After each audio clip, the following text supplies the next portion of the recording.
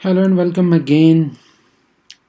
आज हमने करना जी टेस्ट नंबर 37 और उसका सेकंड पार्ट करेंगे जो ऑनवर्ड क्वेश्चन नंबर 16 से 30 तक।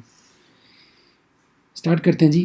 Can the psycho physical condition of the driver influence the ability to react. कह रहा है कि नफसियाती तौर पे जो बंदे को मुतासिर होता है उसकी कंडीशन होती है, क्या उसके वो ड्राइविंग करने पे उसके एबिलिटी टू रिएक्ट पे रिएक्ट करने के अमल पे इफ़ेक्ट होता है वो। तो वो डेफ़िनेटली अगर कोई उसको नफसियाती कोई मसला है तो वो डिप्रेशन है या कुछ भी है तो वो डायरेक्टली उस पर असरअंदाज होता है। The lap belt of a seat belt must be placed over. कह रहा है कि जो आपका सीट बेल्ट होता है प्लीज़ वो कहाँ पे होना चाहिए। सीट बेल्ट जो होता है उसको आपको कहाँ पे बांधना होता है, वो उसका डबल होता है ना।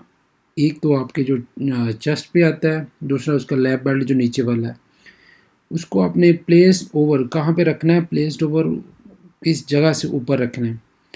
द हिप बोन, ये जो आपकी हिप बोन होती है जो साइड से पता चलता है बंदे की जो बोन है, थाई बोन से जो जिसको भी कहते हैं, उससे ऊपर आपने रखना है उसको। The pass this vehicle to pass this vehicle, ये व्हीकल जो है इसको पास करना है, इसके पास से आपने गुजरना है, तो कैसे गुजरेंगे। Special care must be taken as splash can impede the visibility. इस आपने खसूसी ध्यान रखना वहाँ से गुजरते वक्त ताकि वो जो उसका पानी का जो स्प्लैश होता है एकदम उछाव होता है पानी का, वो आपके इम्पेड ना कर दे, आपकी विजिबिलिटी को कम ना कर दे। The driver of this vehicle is indicating that he is going to. ये ड्राइवर जो है व्हीकल का, इसने हाथ निकाला हुआ है बाहर सीधा किया हुआ है, तो इसका क्या मतलब है, ये कहाँ पे जाना चाह रहा है। तो इसका मीन ये है कि स्क्रॉल राइट, इसने राइट साइड की तरफ मुड़ना है। बाज़ औक़ात अगर जो इंडिकेटर ख़राब हो तो भी ये इशारा यूज़ किया जाता है, अगर सीधा है तो इसका मतलब है इसने राइट साइड पे जाना है, और अगर उसने वो आपकी हथेली पीछे दिखा रहा है आपको तो उसका मतलब है उसने लेफ़्ट साइड पे जाना है उसमें। Driving too close to the vehicle in front can it be dangerous. कह रहे हैं कि आप ड्राइविंग करते हैं कि अगली गाड़ी के बहुत ही पास रख के, हम नॉर्मली हमारे लोग ऐसा ही करते हैं कि ऊपर चढ़ा के गाड़ी रखते हैं, तो कह रहा है कि क्या ये डेंजरस होता है। Yes, because of the risk of catching up in the event of braking. कह रहा है कि बिल्कुल डेंजरस है। अचानक से अगला बंदा जब ब्रेक लगाएगा तो आप उसके पास होंगे तो वो हिट करने के खदशा होता है, उसमें चांसेस होते हैं। Can the holder of the class B licensed driving motorcycle with a sidecar। कह रहे एक बंदा जिसके पास बी परमिट है, ड्राइविंग लाइसेंस है कार वाला, तो क्या वो ये साइड कार जो है वो चला सकता है, साइड कार वाली मोटरसाइकिल के साथ लगा सकता है, लेकिन 3 साल के बाद जब उसको 125 चलाने की इजाज़त मिलती है तब वो इसको चलाएगा, और अपने नेशनल टेरिटरी में, मतलब आपके पास स्पेन का लाइसेंस है तो स्पेन के अंदर ही सिर्फ आपको परमिशन होगी चलाने की। Yes, as long as the class B permit is older than 3 year only in national territory। जब आपका कार्ड 3 साल से पुराना हो जाए तब करेंगे, और नेशनल टेरिटरी के अंदर ही। Can you overtake from the vertical sign. Vertical sign कह रहे कि जी ये साइन लगे हुए हैं तो क्या आप ओवरटेक कर सकते हैं इसको।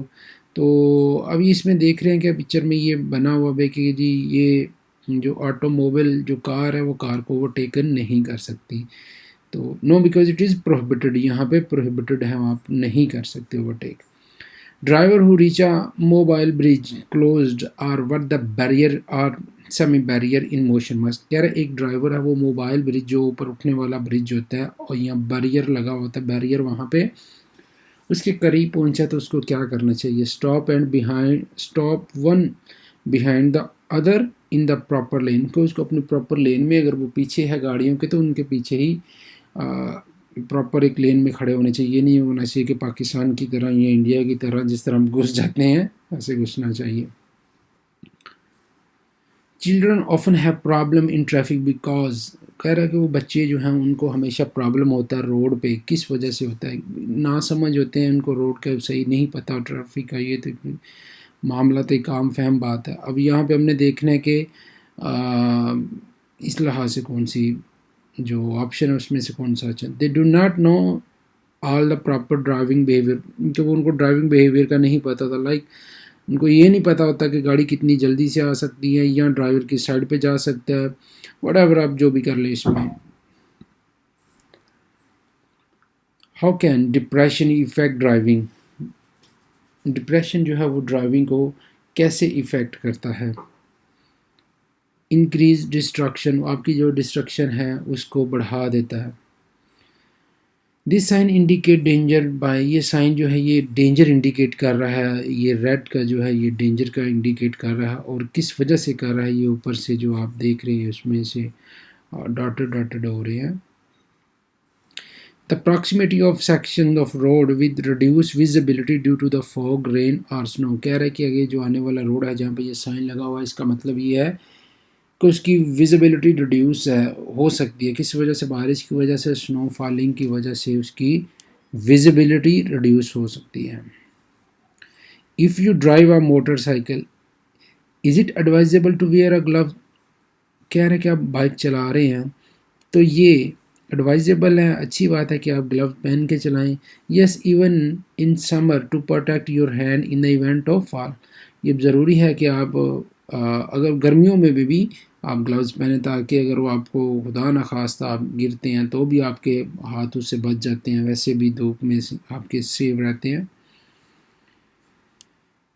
In the most general arrangement of the control of motorcycle, the accelerator is operated with, कह रहा है कि एक जनरल जो जेनेरिक सा वे है मोटरसाइकिल को कंट्रोल करने का, उसका एक्सेलरेटर जो होता है, जिसकी जो रेस होती है, घास होती है, वो किस साइड पे होती है, तो ये आपने देखा होगा कि डेफिनेटली वो राइट साइड पे होती है, राइट हैंड में होती है आपके।